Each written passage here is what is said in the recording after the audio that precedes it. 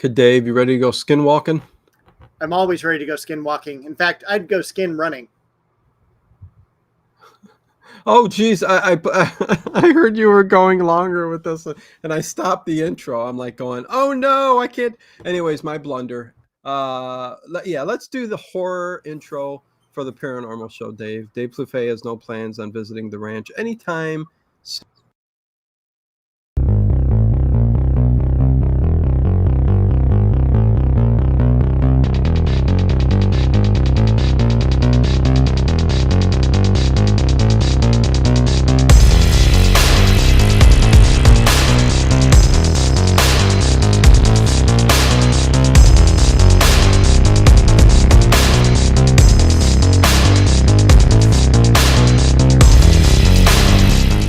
Is it just me?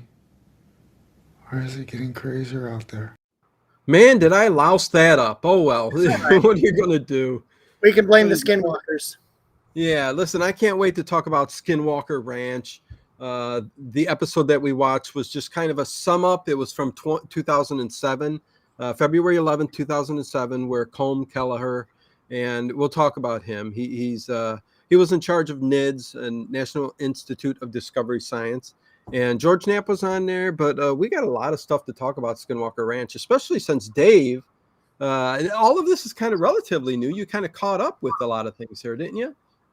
I did. It is one of those areas that I haven't taken as much time to get into. But as the more and more I dig into it, I really, really like it. Yeah, there's a lot of stuff going on. And I don't know if you want to pop in and out again because it's really bad reception. I'll introduce everybody while you're popping out and in. Hello, everybody. Connie Clary, what is going on? Mr. Ed Strathis, hey. Hi, Boy Donuts to you, Harry Scott. Edward Stewart, good to see you. Who else is here? Gigi is here. Gigi is here. Good to see you. Chris W., what is going on? Listen, stuff coming up this weekend. Hey, Lizzie Armstrong. I'm just trying to think of what to build on the Lego channel, so it'll be posted soon. Oh God, lots going on with the city. I got 2 more tables up, Dave. It's getting big. Anyways, this is about paranormal. What's that? I'm worried that you're going to be closer and closer to that back wall. Yeah. Well, listen, I'm starting to realize when it comes to my Lego city, okay, everybody, with the buildings, and now there's an amusement park that's being built because there's roller coasters, Ferris wheels, carousels, you name it. It's just, it's a lot, and it's very, very cool, but you almost need a gigantic warehouse to do all of that. Hey, Brian Kirkham, what's going on? The Skull Kid, what's going on? Okay, anyways, let's start talking about Skinwalker Ranch. This is probably one of the most interesting paranormal things that's going on right now on the planet that I could think of. And it was talked about. Listen, this goes way back. I mean, centuries, really, a couple centuries with the Native American, the Ute tribe in that area, which we're talking about Skinwalker Ranch, which is in the northwestern Utah. What the heck happened there? Did you hear my voice? I think you need some ginger ale. I think I do. Northwestern Utah basin. Is that what you call it? The basin? It's near the town of Vernal is what I found. It's about a 35-minute drive. That's the nearest large city where you would go and stay if you were going to visit the ranch. Not that I recommend it. Now I cough. I drink the ginger ale to help. And now I'm gonna. Anyways, I'm all sorts of trouble tonight. Listen, Black Roses, what's going on? Raj, what is going on? Good to see you. Brian Kirkham says, Dino, build Jaws. I don't have Jaws yet. Listen, it's $160, so I didn't go out and spend it yet. It's a big chunk of money for it's worth it, but I just don't have the money for that right now. But anyways, so I can't wait to dig into this. Go ahead, Dave. First of all, I want to give a quote from George Knapp, who has been there at this time 3 times by the time we get to 2007. And his quote is, "It's as weird as it gets." Yes, And that's his quote. Yes, George Knapp is an investigator in the Las Vegas area, close to Area 51, but he got caught up with Art Bell and then Bob Bigelow and getting close to the ranch. And yes, he spent 3 times there. Go ahead, Dave. what I also like about this location is that it's a trifecta. You get UFOs, you get get everything.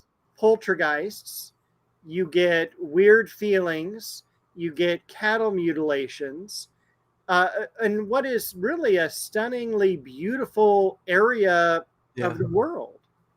Right.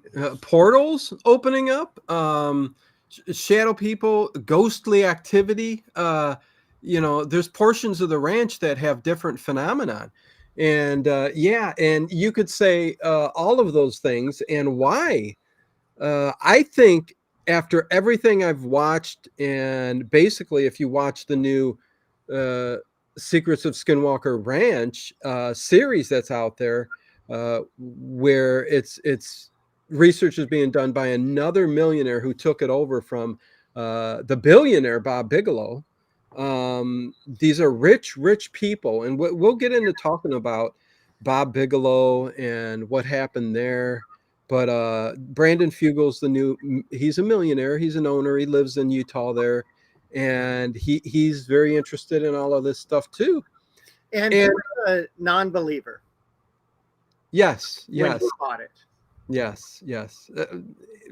He heard everything that was going on with Bob Bigelow from everything that you said, all that phenomenon.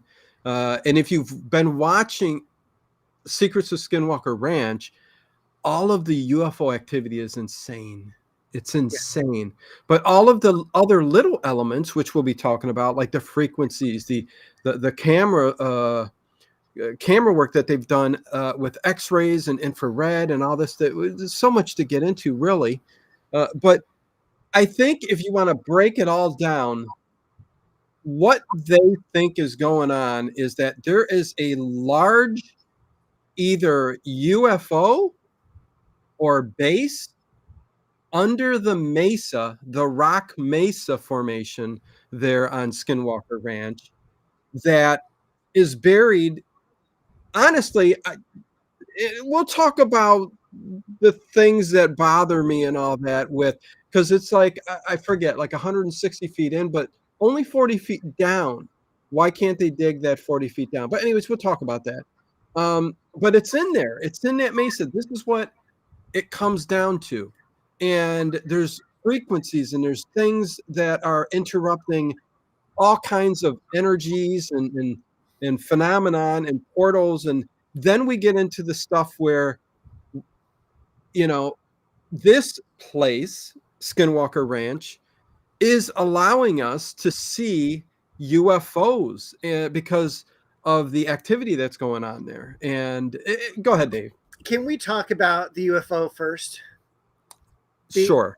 Okay, because I want to know how long that UFO has been there. Do you think it's the UFO? But go ahead. Right. Yeah. Do you think anything is still alive within the UFO, causing all the other UFO activity up above? What? I need more. I almost need to go and visit right now. I'm so like. Well, that's what's driving me crazy with the series that's out there right now with the Secrets of Skinwalker Ranch. And it's like, okay, next season. I understand that they're doing tons of research and they're bringing in new technology like these X-ray cameras and infrared cameras and even LiDAR, which, uses these lasers that bounce off objects. There's this area on Skinwalker Ranch. It's the triangle, they call it. Right. And it's just a very small area where if you go about, I think it's 60 feet in the air, somewhere. Well, isn't that where like all the corners of the triangle kind of merge? So it's like almost a pyramidal structure? Well, listen, there's all kinds of theories, but the main one is in that triangle. Above that triangle, there is a space where there's either actually this last season they said it's as if it's a black hole or a portal that is there, and it's blocking and sucking in all kinds of energy and stuff like that. So it's really weird, but it's something we can't see. What But I they've what I- taken video. Sorry, Dave. They've taken video. I'm just so there's so much information. They took video of this area above that, you know, little area that they call the triangle, and the lidar formed a structure, a column-like structure up to the top, which means there's something there. And my mind just is overflowing with all kinds of what. Go ahead, Dave. You speak now. in the video in the show that I watched last night, Yeah. I saw them launch a rocket out of that triangle area, and it hit something, and it went off to the edge. Yeah. And I thought that was really, really cool. Yeah, because I also want to talk about Brian Kirkham there. He says, what is it about Earth and triangles? And I'd also point out that the whole study of trigonometry, when we get into those advanced mathematics, is all about triangles. Oh yeah.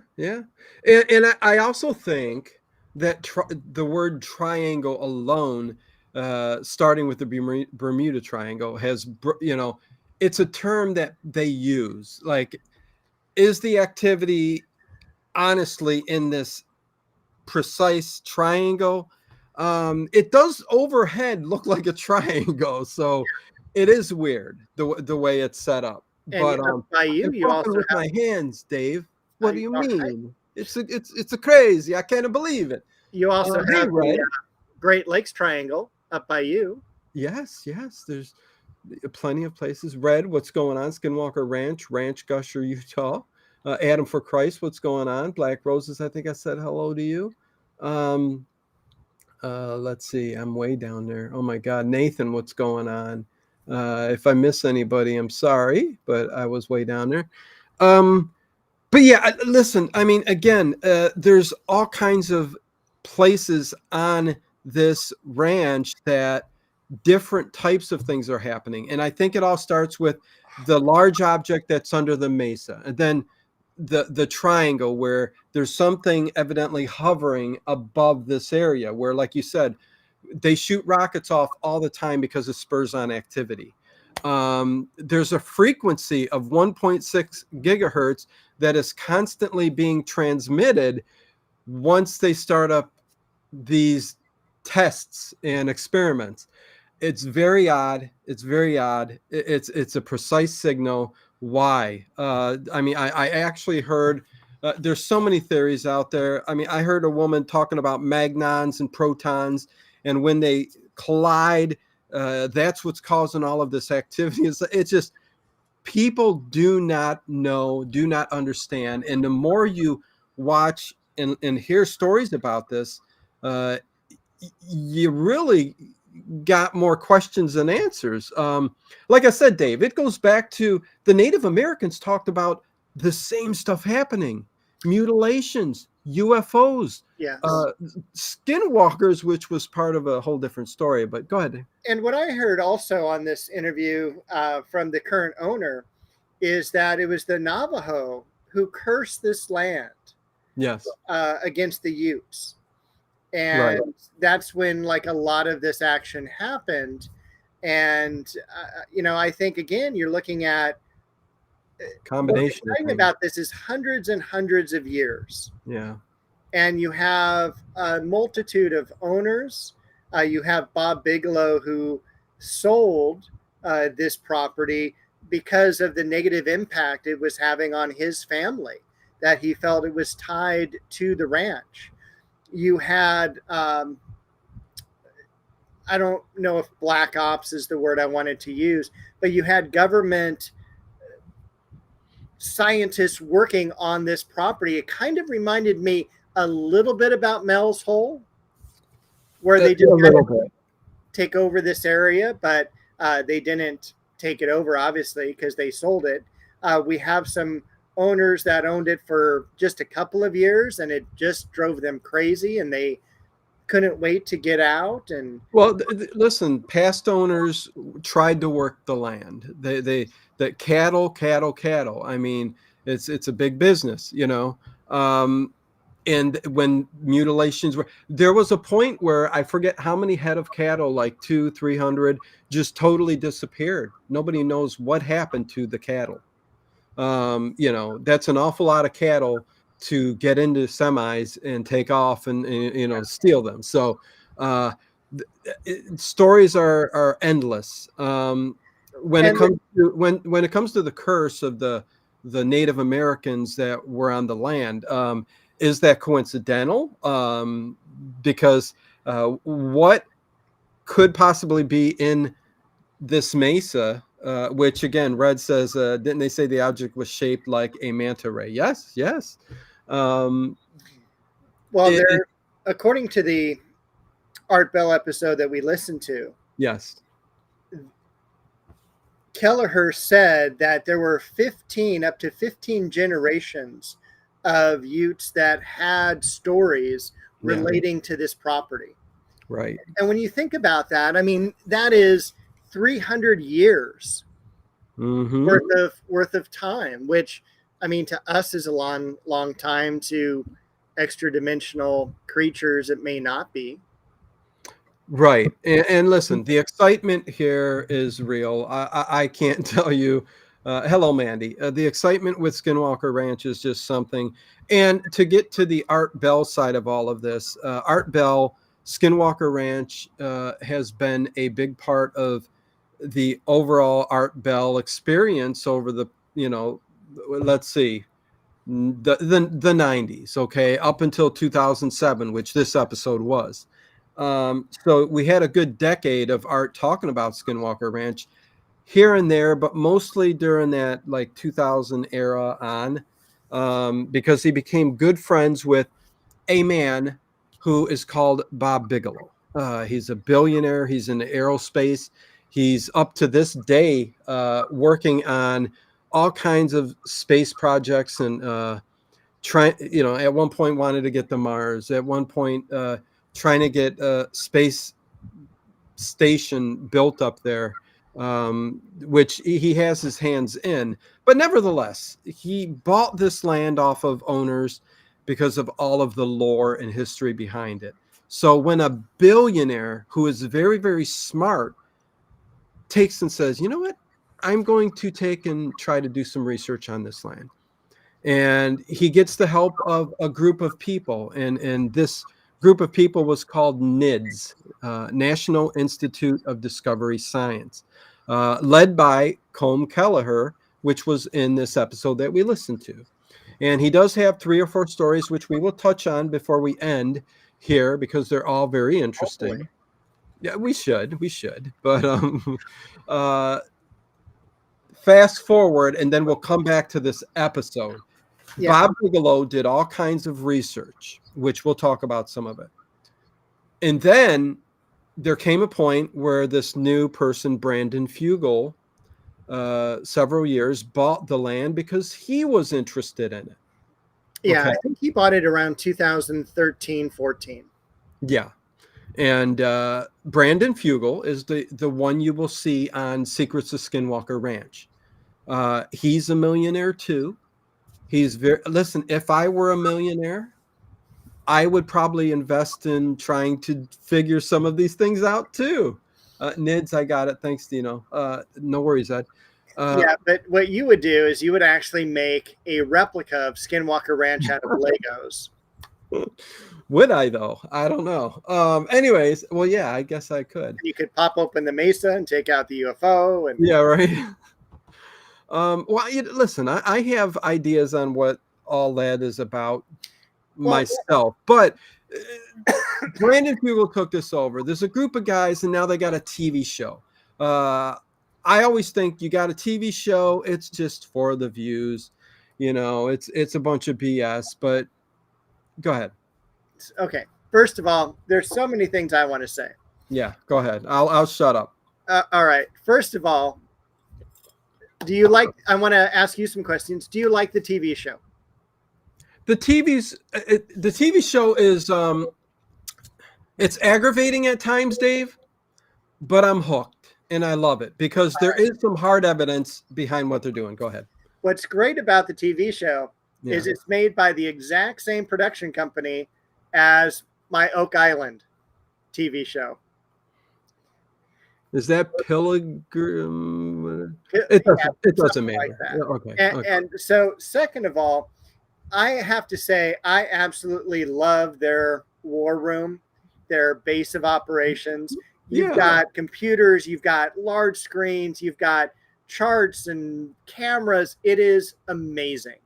It is. It is. Well, listen, if you got a millionaire, he's going to hook you up with the state of the art stuff. So the Colorado Ranch also has a manta ray shape object underground. The Colorado Ranch. Yeah, that's another one that we don't hear about as often. But yes, listen, there are several places on the earth that we could talk about that is exactly the same as Skinwalker Ranch. The same types of things happen. We can go as far back, and I will refer you to Linda Moulton Howe to listen to what she has to say on ley lines and points of interest on those ley lines on the planet that bring up these types of activities, and whether it's because however long ago bases were set up in these certain areas, or just it's the energy of the earth, the solar system, the universe that kind of connects things. There's so many unanswered questions, but Skinwalker Ranch isn't the only one. It's just the most popular one because we're hearing about it. And again, once we start talking about all this activity, it's just boggles the mind. It's crazy. But I do like the show. Things that aggravate me right off the bat is, why aren't they getting to the object? And again, there's always something that gets in the way, Dave, right? It's it's like the Oak Island show.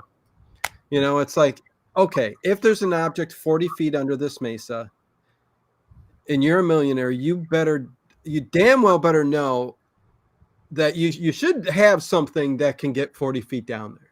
You know what I mean? 40 feet doesn't seem that far.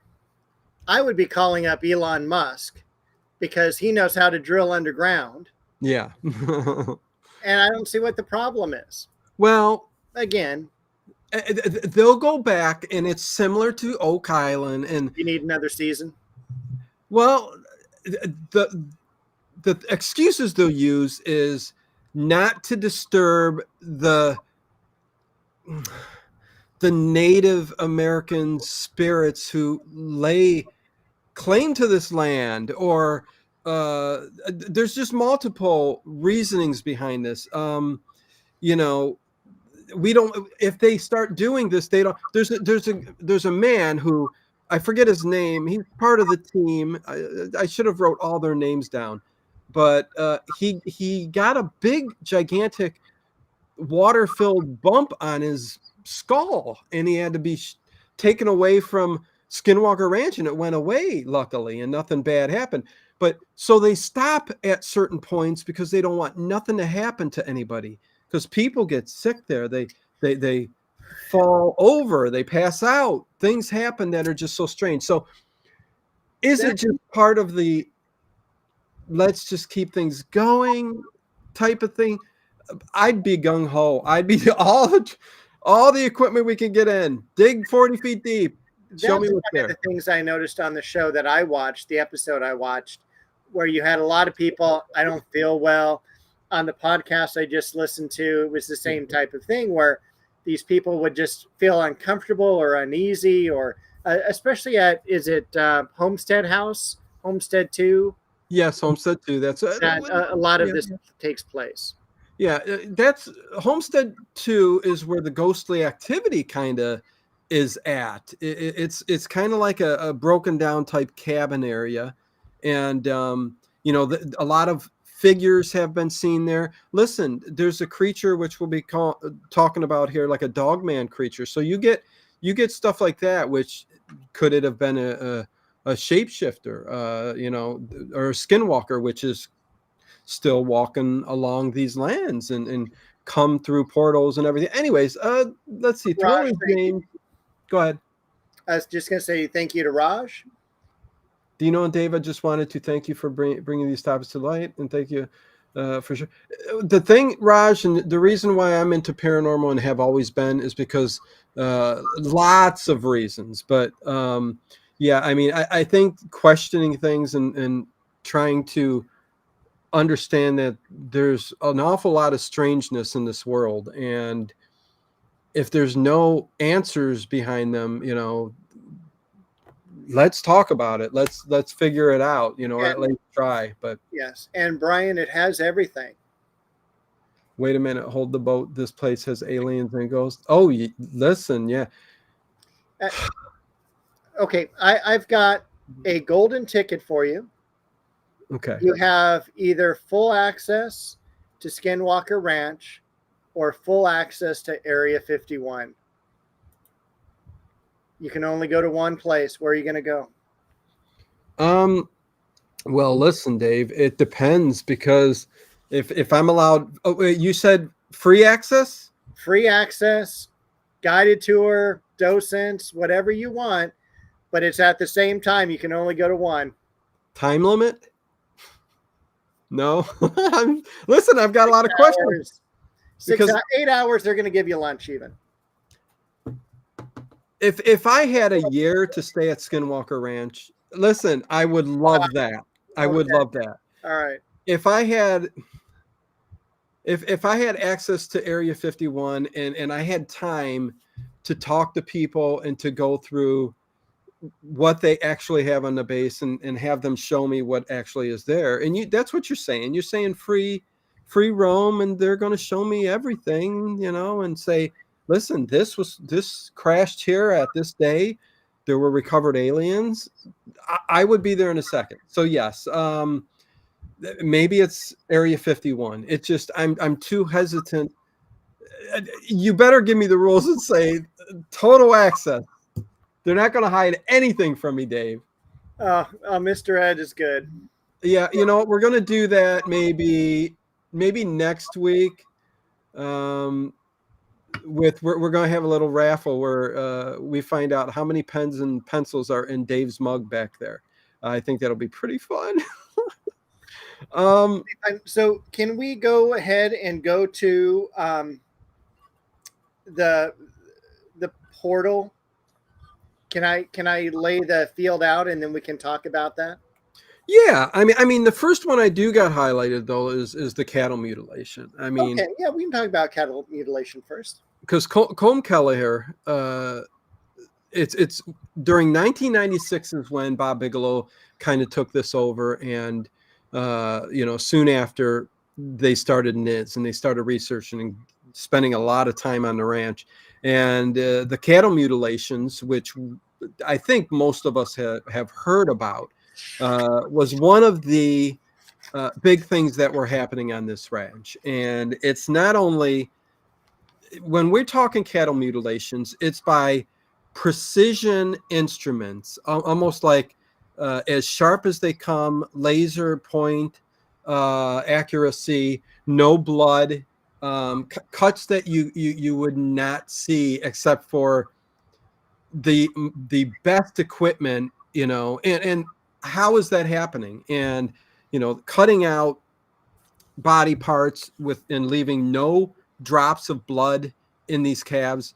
This is what brought kind of the first kind of incident at the ranch, and I just thought we should touch on that because Linda Moulton Howe, who is another big person who's been investigating this type of stuff forever, it's a big deal because if you look at the way these animals are being mutilated, and it's not just here, it's in a lot of other places, but it's happened on this Skinwalker Ranch many times, and she's visited the ranch. Yes, and there's just no answer for how it's happening and what's going on, because and no one's ever been caught. No, doing this, so it's most likely not like a person. Hello, Kathy. Hello, Kathy. Well, listen, there's been stories where during the night a UFO has been spotted. I think even one person, you know, the old painting where the cow's going up through the light type thing. Yeah. You know, that has been part of the folklore of the land for a long time. And, you know, there was even one of the owners decades and decades ago who said they saw this, and then it was dropped. And the next day they go and look at the cow, and they see that no footprints around the area, no nothing, undisturbed, but it fell from that where they said it fell from. And you know, the organs were sliced out, no blood, all that kind of stuff. So stuff like that has been, and there's been other times too where people have left the owners have left the cattle to graze in a certain field, would walk away, come back an hour, and find like one of these cattle's mutilated, just laying on the ground.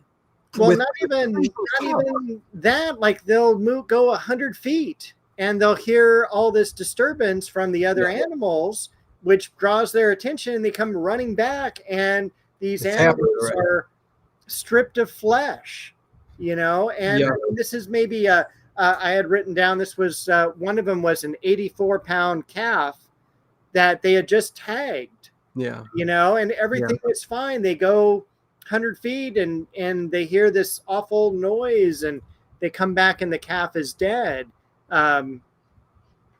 They had lost this family that owned it in the mid-90s. It says that they lost 15 of their 80 head of cattle, which is a really large percentage. And I mean, that's about 20%. And you can't work on margins like that if you're going to be a rancher. Oh yeah. And hey, let's say hi to Lark Bark, Bubba. Okay. I did say hi to Kathy. Somebody else came in. Who came in? Okay, well, make sure you guys hit that thumbs up button. Forgot to say that, please. If you haven't subscribed before, me and Dave look back on Art Bell and remembering Art Bell and the paranormal from time to time here. And so, yeah, give us a thumbs up and leave a comment afterwards and let us know what you think. J.O.B. What is going on? Listen, I know there's lots of funny. Listen, Black Roses is being quite funny. Said something there earlier, but I'm not going to go up and look for it. Anyways, listen, one thing's for sure. There's strangeness going on, and it's just, you can't, like that question alone, the cattle mutilations with precision cuts and the blood being drawn. How can you, like, what's the explanation? Like, and the other thing is, on this series, Secrets of Skinwalker Ranch, I know I keep referring to that because a lot of information is coming from there, and it's what's going on right now. UFOs have been seen above, you know, the cattle and animals that have been affected. They've got these pictures and video footage of an object always being a black, dark object always hovering above where these mutilations take place, which is quite odd. Well, they did mention a lot of orbs in the area as well. Yeah. And I'll tell you, that is one area that I'm probably uncomfortable with. Okay. You know, I'm okay with portals, UFOs, ghosts, skinwalkers, wolves, whatever, but orbs kind of freak me out a little bit because I don't know what they are. Are they just masses of energy that are concentrated? Are they intelligent? Are they powerful enough to do anything physically to the area around them? Or are they just present? It's interesting you brought up the orbs, and yes, they're prevalent throughout Skinwalker Ranch in many, many ways. And there's many different forms of orbs. And when we talk orbs, we're not talking about the ghostly spirit that, you know, is a dust particle. You know, we're talking about actually video footage that's been caught on the ranch even very recently of these giant orb-shaped objects that seem to just fly about the ranch. And there's And a tail to them where yeah, you can see them move, and then you can kind of see the pathway that they just took. what's funny, not funny, but very interesting, is the orbs that we're talking about that seem to be flying about almost as if they were UFOs. You know what I mean? Mm-hmm. But maybe cloaked or something along these lines. But it is a ball of energy of some sort. I mean, uh, they got footage on Secrets of Skinwalker Ranch where they went up in the helicopter and they were seeing through the infrared camera that they were wearing objects just zooming by them. And they actually got footage of one of these orbs flying out and through the mesa and out the mesa and past the helicopter, which tells you is that, well, and they had another video footage in the infrared, which had shown it going down into the top of a mesa where a hole kind of opened up. Very interesting. Are they ships cloaked or what are they? I mean, And it would bother me being in a helicopter knowing that those were around me. What happens if one of those hits my helicopter? But one thing I saw that was really cool was when they were flying in the helicopter, all of a sudden their altimeter telling them how high yeah. they were well over maybe 100 feet above the land. It was saying that they were only 40 feet because there was like an orb underneath them, and there was their sensors picking up this orb saying that it was actually the ground underneath them. Well, listen, there's 100 different excuses you could give for why all of that is happening. The one thing we do know is that there's something at Skinwalker Ranch in that area where they keep doing all of the experiments, like the triangle and the mesa itself, Mm-hmm. where things go wrong. Like, phones will just start doing wacky, crazy stuff where everything's changing. There's a 1.6 gigahertz frequency that Right. is constantly present. Uh, they don't know why, but things malfunction, things go wrong. When it comes to energy, nothing works, and every person. And they've brung out people. I'm talking about now. They've brung people to Skinwalker Ranch to perform experiments that their equipment has never failed, Dave. Ever. They all say it's the first time this has ever happened. We've never had this happen over thousands of times that we've used our cameras, or even there were drones that they send up in that area where the object is supposedly in the air, and the drones would malfunction. They said, you know what? This never, ever happens. So on the other side, people can say there are spots on the earth that, when it comes to rocks and the energy field and stuff like that, can cause certain things to happen and malfunction. It's just we're living on a ball of energy, right? Right. Do you think it is the UFO underneath causing that that spike, right? That Yeah. 1.6 gigahertz or what have you, and also causing, because you see it in ghost hunters as well, where Yeah. they have so much electrical, it makes the people feel uneasy. And that's a lot of what I saw as well, where these people are just going, I feel kind of ill. Maybe it is just all this energy being expunged from the ground or the air. Yeah, listen, and thank you, Sweet Indigo. $5 super chat. Appreciate it. Dog waving, thumbs up. Thank you very much. Appreciate it. Much love to you.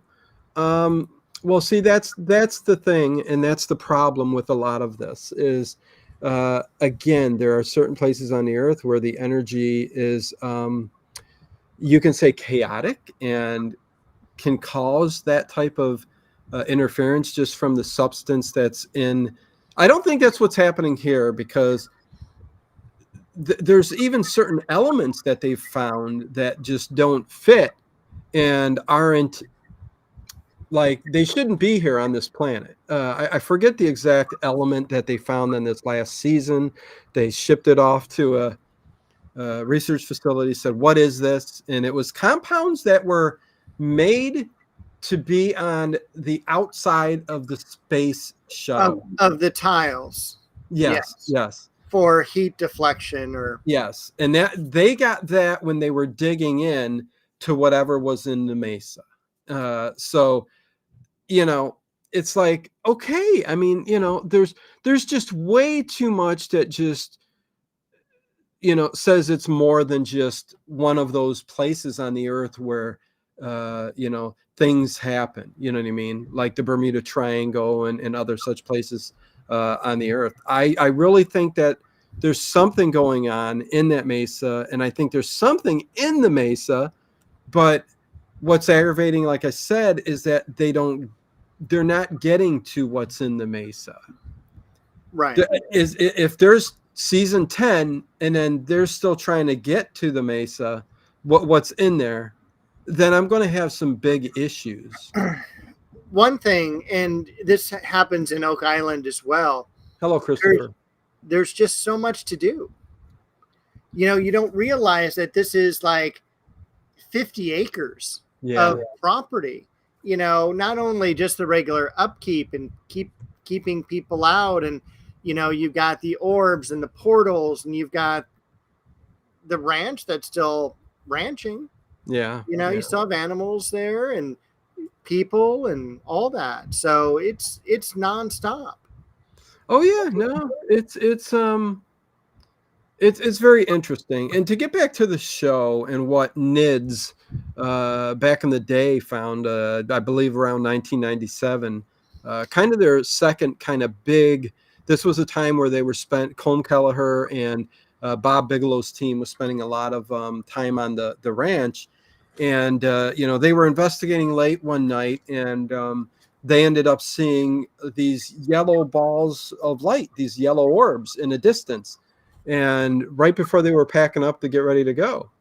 And they jump in a Jeep and they start heading towards it. You know which one I'm talking about, right, Dave? The creature in the tree? Yes. Okay. So they jump in a Jeep, they're riding towards this thing, and it's I believe it's towards Homestead area, and the orbs were up in this tree area, and as they got closer with the Jeep's headlights hit on what seems to be a totally black figure in a tree, kind of dog-like is what they say, with these yellow eyes. And the one guy, Tom, gets out and shoots at it. And he thinks he shot it and it falls out of the tree. Go ahead, Dave. You remember the story, right? No. Not after he shot it. Okay, well, he shoots it. He says, let's go get it. Because the eyes are gone. So this creature either jumped out of the tree and started to wander off, run off, whatever. And they can't find it. They can't find it anywhere. But then all of a sudden, I think Tom says he sees it running off through the woods. And it takes off. So it's gone. It's gone. But he got a glimpse of what was a tall dog-like figure. And as they look around the next day, I do believe they see just two sets of footprints, and they were raptor-like, which was very interesting. Cough. But they were raptor type footprints, and there were just two sets, which means it jumped down, it disappeared. Mm-hmm. You know what I mean? So I mean, that's kind of one figure, creature, and I thought that was just a very interesting story there. All right. Yeah, I agree. I think that's a fascinating story. It bothers me that it's up in the tree, because that makes us much more vulnerable. Ready to ambush you, yeah. Right. And that it didn't have red eyes. That's one thing I would expect. A lot of the wolves that you hear from Skinwalker Ranch have blue eyes, which is also kind of freaky. Wait, what did you say there? The wolves that they've had sightings of these wolves. Okay. One of which attacked a calf. Oh, Um, gotcha. these animals, instead of having red eyes or black eyes, their eyes were blue, Yes. and that's kind of weird. Black Rosa says dog man. Yeah, I mean, exactly. I mean, um, And also earlier on, they were talking about the Grand Canyon. There is a lot of weird mystery to the Grand Canyon as well. Maybe it's something we'll cover in future yeah. Paranormal Into the Night episodes. David Hatcher Childress has done a lot of work in the Grand Canyon as of late. And there's a lot of ties in not only to mysticism, very much like Skinwalker Ranch and native tribes, but also tying it into ancient Egypt. Oh yeah. Listen, again, that's another show, but there have been objects found in caves in the Midwest, near Ohio and Indiana area, which have Egyptian like artifacts that were dated like past the Egyptian time frame. You can look this up. I forget the author and I forget the people who actually did this, but it was it was covered on Art Bell show too. But stuff like that happens all the time and it gets locked behind closed doors. So lots of unanswered questions. A lot of people will say it's bullpucky. Don't believe it, but yeah, I mean, listen, it's very, very interesting for sure, and which I guess could lead us to the next. Yeah, but it also two things. One is I want to thank the 55 people watching this right now. So thank you very much for all of you tuning in on Sundays and hanging out with myself and Dino. Yep. I also am very excited about Skinwalker Ranch, even though, you know, this stuff has been going on for hundreds of years. It seems that we're really at the very beginning of our study and our understanding of this location and of the activity that's happening. Well, and what's funny is that like there is a military base pretty far away from Skinwalker Ranch. And what keeps happening, at least through these episodes, again, military presence constantly just showing up. There was an experiment they were doing, and unidentified black helicopter, you could tell it's military, just comes flying right over the triangle area where they were doing experiments at. And,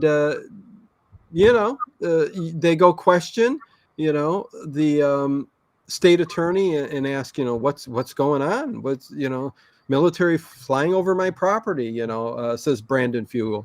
And so there's always been an interest by the military why they didn't stick there or why they're not constantly, maybe they're letting other people do their job. Or again, if there was an object in the mesa, wouldn't the military be the first to go after it?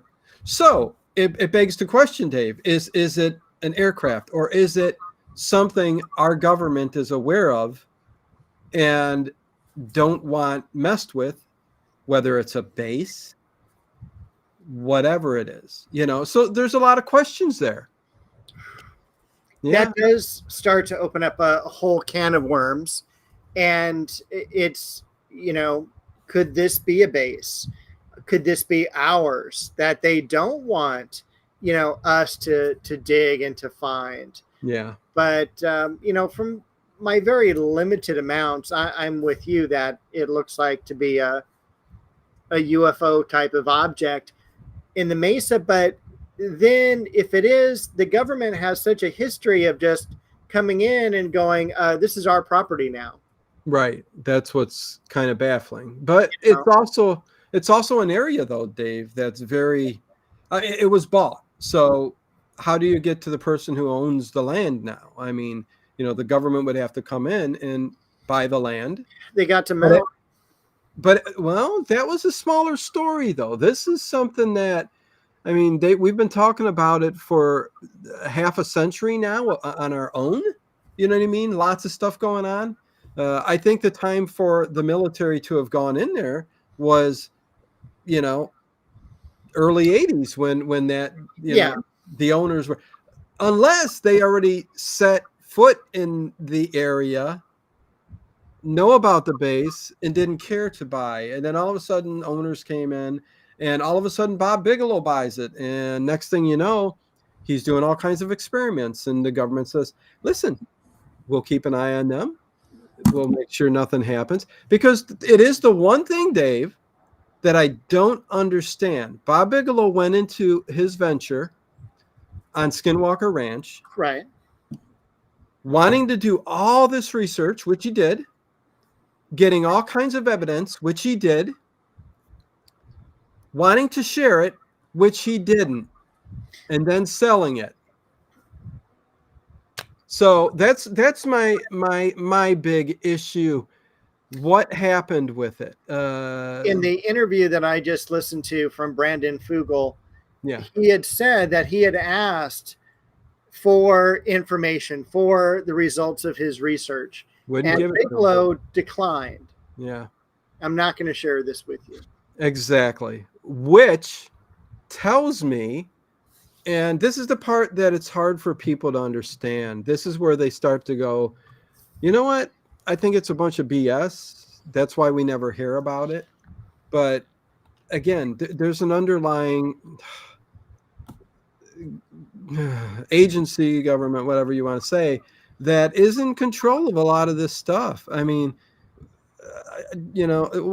I'm sitting here stuttering now going, what if I say certain things, what is going to get me in trouble? Because listen, we can go to the Vatican and how much they've got under the how much is under the Vatican that is stored. We've seen everything. Seen Indiana Jones, where all of this stuff gets shipped way deep down.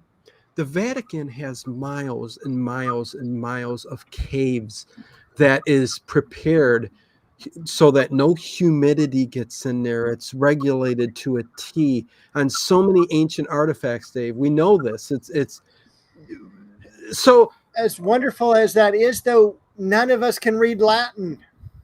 And that's what bothers me the most about all the material underneath the Vatican. We're not able to read it unless we have someone read it for us. Well, listen, articles and manuscripts and everything aside, how about the actual artifacts, the things that, listen, Smithsonian has they have dinosaur bones that we don't even know what they are. Okay. We call them dinosaur bones, but we don't know what they are. It's like, this don't fit with any creature we know, but it's way too big to be anything else. Looks like a human thigh bone, but it's like 10 feet long. What do we do with this? Well, let's store it away. There's nothing really we can say. Who's going to believe us anyways, right? But my point was getting back to the government. I'm sorry, the government hiding this. If they pay off Bob Bigelow and say, well, not pay him off, he's a billionaire. They can't. That's one of their problems. With Mel's broke. And with Bigelow, it's just like, look, I run this aerospace industry. I don't need your money. But he's a billionaire who could be in on things that he's like, okay, if you're going to share information with me and allow me to know these things and be part of it, I would love to be part of all of this research and what's going on. You know what I mean? Listen, Dave, there's information as far out as we're in contact with alien species from other planets. I mean, John Lear's talked about it before, as well as many, many others, where, we go to their planet. We're part of what's going on here with the UFOs that are just coming in and out. These are stories that have been going on for, the past 100 years, actually. Newspaper articles, everything, it's so if he's offered the right kind of deal, will he shut his mouth and keep all the evidence to himself? You know what I mean? So It's complicated. I don't know what to say. It is complicated. Because the world revolves around power, right? If you have power, it doesn't matter how much money you got, and control. Yes. Because if we find out there are aliens and everything like that, and we have religion. Well, yeah, the chaos that would be brung upon, I mean, which, I mean, that's a story in itself. I think, I don't think that would affect people's religious. I mean, it would for some, but I think there's room there that a lot of people would understand that, hey, God created the heaven and the earth and everything, the universe and all that. Sure, absolutely. Yeah, everything. So why would he just put life here? Why wouldn't he put life there? I mean, it doesn't say anywhere that life was not created anywhere else, right? So it's totally plausible that it could fit in to that religion or whatever. I mean, listen, slippery slope. But it is what it is. So I don't know. Yes, we'll get back to Skinwalker Ranch in just a moment. Okay, let's get back to Skinwalker Ranch. Okay, go on, Dave. All right. August 1997 is where we're headed. Yes. Quote, all hell breaks loose. Oh, boy. 2 a.m., 2 observers overlook the pasture, and there's a dull yellow light, just like an orb. But it gets bigger and bigger and bigger, and it's about a 4-foot diameter. Best story I've heard on Skinwalker Ranch. It's so very cool. Go on. And instead of it just being like this circle, it's more of a tunnel. Yeah, it's like a 3D shape. Like they can see the 3D form of this glowing red. And let's go back a second. 2 people, one with a regular camera, because somebody saw a ball of yellow light in the distance, down 200 feet away, down below the tree line and all that. And so a guy got out his camera. The other guy got out his infrared camera. Yes. And the one guy could only see the yellow light with his eyes, and the infrared guy could see much more. It glowing, it getting bigger, like you said, 4 feet wide. But and then go on, Dave. And it's above the ground. So yeah. It's hovering above the ground a pretty good distance, and they see a form moving toward them, or at least moving toward the entrance to this tunnel. So it was like coming out of the tunnel, humanoid in form, black shadow. It reaches the mouth of the tunnel, and it basically falls down to the ground. It gets up. Yeah. And it like goes off into the night and disappears. Along with that is a smell of sulfur. Well, as soon as that walks off, there's a shrinking and the portal disappears. And then they go and investigate soon after. They give it some time. They think it's coming up the hill after them or whatever. But nothing, and then they go down there, and yeah, like you said, Dave, yeah, the smell of sulfur, of all things. So, the reasoning behind the sulfur smell, I have no idea. The only time I've ever heard the sulfur smell is like when it's come to like an evil presence, like if we're talking in a paranormal investigation where there's ghostly activity and stuff like that. But that's also a creation of energy. So the portal itself creating all that energy to form and then the collapse could have been what caused, well, most likely is what caused the sulfur smell. So there you go. That could be. And I mean, it was just kind of scary. It was like a paranormal Uber drop-off. Like, where do you want to go? Oh, get off at Skinwalker Ranch here. And the idea of it falling out of the tunnel, and it's almost like it's being birthed. And then to get up and run to wherever it goes. Yes, and that's the same thing with the creature that jumped off the tree and disappeared quite quickly. Portals could open up at whims, and we don't see it with our naked eye. even though the one guy did see this portal open up with his naked eye.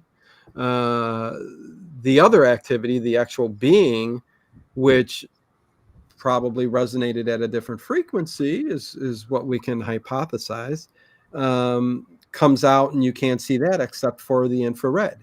And that's the same thing that's going on right now with the research that's going on. They're taking film with X-ray, with the infrared, with, again, lasers, even sound waves. And this is how they're catching a lot of the objects that they believe are there, because they're showing up on these cameras. And especially the UFOs, when it comes to the UFOs that are appearing that they don't see with their naked eye, of course, the infrared is a really good one. I mean, it's at night. If it's not glowing, you pick up something. And the X-ray, I really think the X-ray cameras that they've been using has been very, very useful. And it's just picking up different types of energy and frequencies and stuff like that. But yeah. I think it also lets you know how limited our true eyesight is.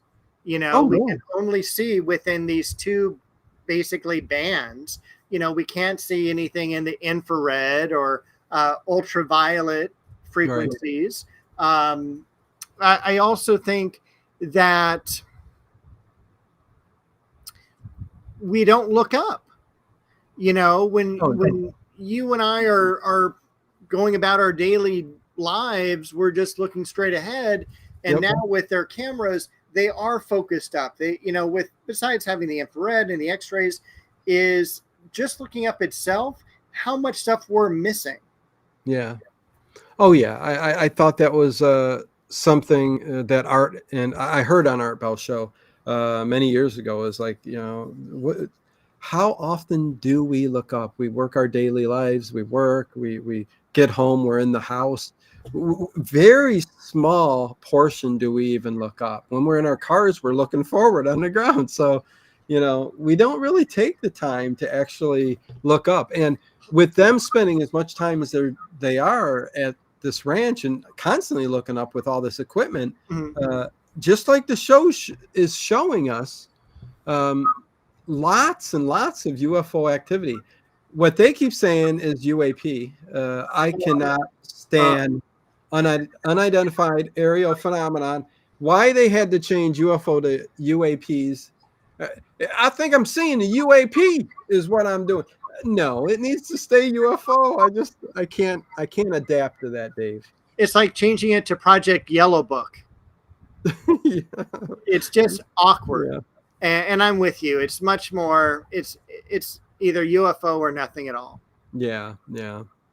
And I guess the third thing that really happened on the property, there were three really main things, is the cameras, which were posted on telephone poles. Okay. Right. Because they wanted to get a camera view overlooking everything. And they put these two cameras atop the two telephone poles pointing out to cover as much ground as they possibly could. And the funny thing is, the activity would always be out of the picture frame, the camera frame. And same thing happens now, too. It seems to be that there's an intelligence behind all of this. And whatever knows what's going on. Whatever it is, knows we're doing research, knows we're investigating, knows we're doing this. But anyways, the two cameras went up there, and they decided to point the camera in the other direction that was pointed at other cameras. And this was wild when I first heard this on Art Bell, and they were talking about that. Moray of the Blade, UFO always been known as unidentified flying object. No, not the latter. Wait, what? UFO always been known as unidentified flying object, not the latter. I know that. Yeah. But the term they use now is UAP, unidentified aerial phenomena, and I don't understand why they changed that. I think they wanted to get away from that term UFO because there's a cliche attached to UFO, like it's some kind of bogus thing, as if UAP is not going to have that same kind of cliche attached to it. But Yeah, that's a good point. We make fun of people reporting UFOs, but UAPs, that's more governmental, and it's, yeah, more. exactly. And good to have you in the chat, Maury. The Blade. So anyways, the cameras turned to point towards these two other cameras because the reasoning behind it that they just wanted to point it at the camera, because I think the camera on the one camera kept going off or something like that. And so the one camera pointed at the other camera, something started to climb up the pole, and it was secured as best they possibly could. They talked about duct tape. Yeah, I thought that was funny that they said duct tape, but duct tape works for everything. But yeah, it was pointing at it, and you could see. I remember Art Bell talking about earlier on with Colm Kelleher. He went a little bit more in depth about that event in this episode that we listened to today from 2007. He doesn't go as in depth about it. He had to leave in an hour. Oh my God. Dr. Colm Kelleher. Thank you. My brain just froze. Thank you. So the story was that they actually saw some kind of like predator cloak type creature climbing the pole. Okay. And as it got to the top, it pulled off the camera, like just pulled it, the wires out and everything, and just threw it to the ground. And as he speaks in here, he just says, the next day they went back, they checked the footage to see what they could find. And, the footage shows everything that happened, but nothing was there. So imagine some kind of invisible. I'm talking too much, Dave, when I'm starting to slur my words. Something invisible just pulled it off and threw it, and they have it on the footage and all that. Anyways, that was just another story that was really, really. It was. I love what they did after that is that they decided to sacrifice George Knapp. Oh boy. And put him out in that field where the cameras were, and put him on a chair. And ironically, he says the only thing that came and got me were the mosquitoes. Oh, okay. Yeah. But it was funny because they used him as chum, is what he said. Oh yeah. But yeah, those were kind of the main events that NIDS and Bob Bigelow actually shared from their research. Of course, we didn't get anything else from him. Just relayed information during the investigation to Art Bell, which thankfully Art Bell interviewed and talked to Colm Kelleher of NIDS. He did have Bob Bigelow on once, but they only discussed the space, like what he wanted to do in space. And if I remember right, now I'm losing names. Bob Bigelow is the one who created NIDS. Is that right? Yes, that's the group he formed, headed by Colm Kelleher. Yeah. He was also interviewed by Joe Rogan recently. And I think it's kind of cool that Bigelow is still with us. Obviously he's in his 80s now. But he seems really sharp and, with it, and has some we'll talk about it though. I mean, the very basic stuff is what he talks about. He doesn't really talk about it. Really his focus is in the public eye right now is his space exploration and his work in the space and aeronautical field. I mean, he's trying to get, I think his ultimate goal has and always will be until whenever, is a space entertainment, well, a space hotel, Right. which I always thought very ingenious. Especially the way he was wanting to do it with the empty containers that were filled with the fuel of this. When the space shuttles go up, Mm-hmm. they've got these canisters, and I'm not talking canisters. I'm talking house sized, canisters filled with. They're bigger fuel. than the space shuttle itself. Yes, yes. And as they go up, they get left up in space. And he's like, why not take what's up there and just build with what's up there? You know what I mean? Let's create a space station. Let's get a hold of these canisters, which can be used as living quarters or whatever. And let's build like kind of a space hotel above the earth. And I just thought that is just the coolest thing I ever heard, I mean, Well, he wants to do that not only with something that's rotating around the earth, yeah, but also to build so that there's populations that can live on the moon, that can eventually live on Mars, right, and not just, yes, a main part of it is going to be space tourism, right, but it's the idea of colonizing the real estate market in space. exactly. No, I've always loved that. I've always thought that was great. And the thing that's upset me is just, we're talking 30 years later, and nothing's come of it. Just like the moon landing. It's just, forget about it. We'll stay on the planet. Let's stay on the earth. Let's forget about anything above us, unless it's a satellite that we could hover just above the atmosphere, but not break the atmosphere. Let's not go out into space. It's all strange, Dave, ain't it? No? Yes. To me, what's even more interesting is the spaceships that we have sent out that are now leaving our solar system.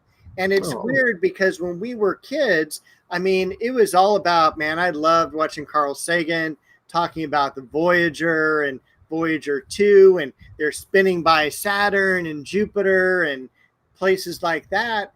And then now here we are 40 years later, and these objects are leaving known space. They're going into the Kuiper Belt. What is that made up of? How different does physics react once we leave the solar system?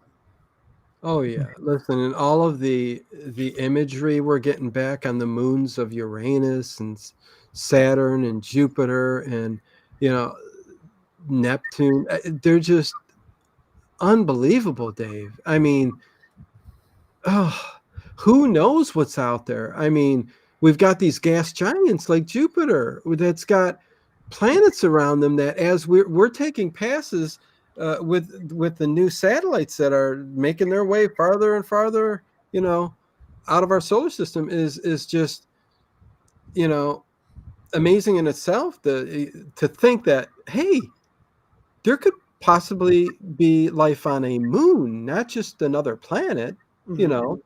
If the temperature is just right around a gas giant like Jupiter, which is a chaotic, gassy storm, iron ball, whatever you want to call it. I don't know. It's amazing. It really is. Let's see. What's this? Black Rose says, so long as they don't use a portal to get to Mars, bad things happen when you open a portal.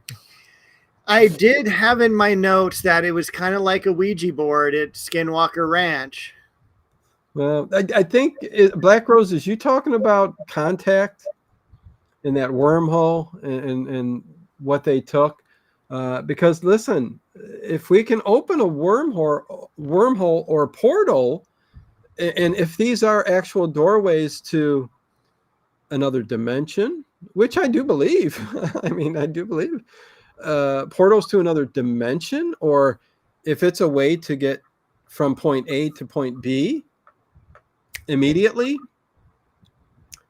I'm not sure that's an evil thing or a bad thing or anything like of the such. You know what I mean? I think it's something that we're yet to find out. And if we could figure this out and harness that, it's certain. I think sky's the limit. Well, yeah, sky's the limit. I think anything's possible then, Dave. You know? Yes, I do. Send man after man to go searching through these portals. And I mean, hopefully we would figure out, listen, we've got the Philadelphia experiment, which technically went wrong. And I think there's a lot of things we got to figure out. When you think of, if there is an intelligence out there that has figured all of this out, man, how much more in years are they advanced than we are? You know what I mean? It's because we're not even close. No. I think a lot of times we are our own worst enemy. Maury, don't Jupiter play a main role in protecting us from asteroids and comets?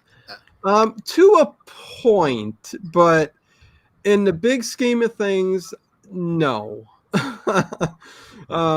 There's so much open space that, you know, I mean, heck, we're being bombarded every day still. I mean, you know, they're very, very small and they'll die. And then we get meteor showers, you know, then we get the occasional, you know, big glowing blue ball that something just passed in the skies overnight and the whole city rattled and, you know, nobody knew it was coming. So there was, I forget what they called it, the one that left the black marks on Jupiter. I can't remember the name of it, but that hit Jupiter and left marks for a long time. But I think they said it would have got close if it hadn't been for Jupiter. But in the grand scheme of things, listen, Jupiter isn't blocking us from nothing, right? Really?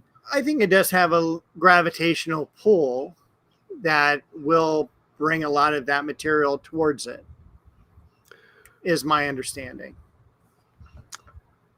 Yeah, again, another show. Sure. It's a gas giant, and the amount of pull it actually has from source could be totally off in my mind. I don't have the numbers in front of me, but yeah, it always amazes me, as well as we are now talking about astronomy, how large these objects are. When you think about Jupiter, and it's like you can put 233 Earths into Jupiter. You know, you just don't realize what massive amount of space that is. I mean, it's, to me, that's what's amazing. But also amazing, I think, are the relativity of the size of the moons to its planet when we have such a large moon. Right. Well, and you could also say, you know, look at Jupiter. I mean, look how big it is. And then you see how chaotic it is. But then you start to break it down and understand that there are so many different layers, gaseous layers and liquid layers to Jupiter, that it's more than just that hardened iron core that is much smaller. I mean, they theorized the life that could possibly live in those liquid layers. You know what I mean? So we don't know what kind of life lives where. And I mean, we know even here that stuff lives off acid deep down below the surface of the ground. I mean, I also really enjoy when we send a probe into Jupiter and we get to hear it, like, basically being destroyed at the different levels, basically being torn apart. And it's like, this is the last voice of, I think, Cassini was the one. I don't know if that went into Saturn or Jupiter, but it was just like, it lasted for 3 minutes and then you just hear silence. It didn't hit the ground. It just melted or was destroyed in the atmosphere. Oh yeah, definitely very. That was very cool. That was very cool. The sounds now, I mean, unless you're a scientist, you would just go, "What the heck is that?" But listen, I know it's 9:20, and I mean, basically, yeah, Skinwalker Ranch to round out this kind of talk about Skinwalker Ranch is, when it comes down to it, a lot of stuff is happening in this area, and I most certainly keep getting a little bit more agitated and aggravated every season because, again, Dave, if we're sitting here, however far down the line, in this, we're at season 10 or whatever. Not saying we're doing shows for the next, 6 years, but we could be. Listen, you're welcome every Sunday till I stop doing. But anyway, the point being, if we're at season 10 and they haven't gotten to, because they know the big thing is in that mesa. And if they don't get there,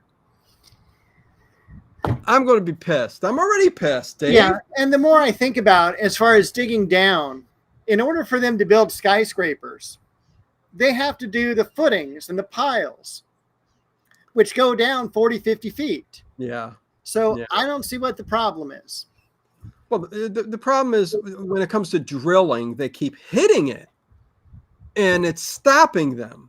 But that's where you go, okay, there's something there. And that's what they've said. And they've brung in something up there and they've stopped because of stuff happening and all that. And I'm like, keep going. You dig until you get to the object. I mean, even if you got to bring in 100 people with 20 different excavating machines. I mean, I think at this point on the planet, we know how to do construction. We know how to dig big. I mean, we built Hoover Dam. How long ago? I think we can get in 40 feet down in a mesa. I agree.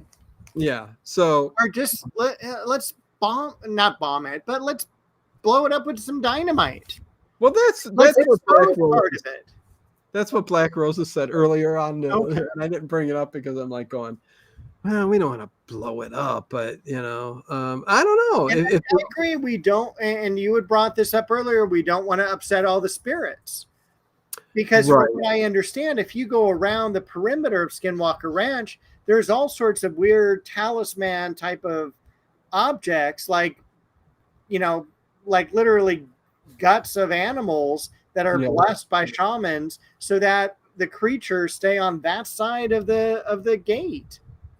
Well, and also, let's say that it is a base that was established centuries ago. Let's just say that. Okay. And we know that or whatever. I mean, I don't know. But let's say it's a base or a UFO that is underneath the mesa and there's not really aliens in there per se, like biological aliens, but there's like robots or intelligence, some kind of intelligence, which like AI is becoming now, and all that. Say it's that's what's going on, and we blow up, and then all of a sudden their alert goes off and it's like, oh, we're being destroyed. We got it, So, is something like that going to happen too? So I guess you got to be careful at what you do, but I still believe there should be no reason why we can't excavate to the metal if that's what it is. And we find out, so I don't know. It is what it is. Needless to say, it's exciting. And I'm so glad I got to revisit this episode of Art Bell. I'm glad I got to watch The Secrets of Skinwalker Ranch. Yeah. And I can't wait to watch more episodes and learn more about it. I do want to talk about some upcoming programming. Please do. All right. So obviously today was Skinwalker Ranch. When we see you next Sunday, we're actually going to do our third Charlie Chan. Yes. Castle in the Desert. It's one of my favorites. I love it. I love it. After that, we're going to watch Kolchak, Demon and Lace. Ooh, mama. Yeah. Columbo, Fade into Murder. And this is with William Shatner. Since we did the Nimoy episode, I thought doing a Shatner episode would be great. It also has Chekhov in it. Then we have the Wild Wild West episode. Pressing all the buttons. Oh, I'm sorry. Go ahead. No, it's Nuclear Vessels. Nuclear vessels, Captain. It's the vessels. Okay. And then the last one I'll mention is on September 15th. That'll circle back to our next Art Bell. We're going to be talking about the Roswell crash in New Mexico, and specifically Philip J. Corso. Yeah, so that's going to be a fun show.